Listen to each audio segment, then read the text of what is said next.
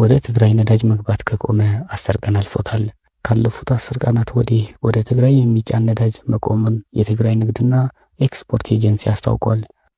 እንደ ክልል የሰብአዊና የእርዳታ ስራዎች፣ የሆስፒታሎችና አምቡላንሶች ስራ፣ የመድኃኒት አቅርቦትና ስርጭት ስራ፣ በተፈናቃይ መጠለያ ማዕከላት IDPs የምግብና መድኃኒት አቅርቦት ስራዎች፣ የመስኖ ልማት፣ የአውሮፕላንና የየብስ ትራንስፖርት የእንቅስቃሴዎች የመንግስት ልማት ስራዎች ቆሟል ሲል የትግራይ ንግድና ኤክስፖርት ኤጀንሲ ባወጣው መግለጫ አመላክቷል።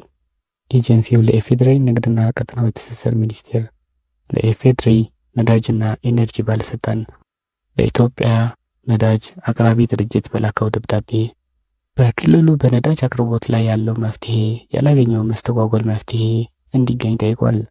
ነዳጅ ወደ ትግራይ ክልል የገባ የነበረውን ከወር ጥር 2017 ዓ.ም ጀምሮ መጠኑ እጅጉን የቀነሰበትና መፍትሄ እንዲሰጥበት በመጠየቅ መቆየቱን የገለጸው ኤጀንሲው ከመጋቢት 4 እና 5 2017 ዓ.ም የነዳጅ ጭነቱ እንደ ክልል ወደ 2 ነዳጅ ጭነት መኪና ቦቴ መውረዱና ይባስ ብሎ ከመጋቢት 6 2017 ዓ.ም ጀምሮ ወደ ትግራይ የተጫነ ነዳጅ አለመኖሩ ችግር እንዲጥልና እንዲወሳሰብ እያደረገ በመሆኑ አስቸኳይ መፍትሄ እንዲበጅለት መጋቢት 10 2017 ዓ.ም በቁጥር 1/951/2017 በድጋሚ መጠየቁን አስታውቋል።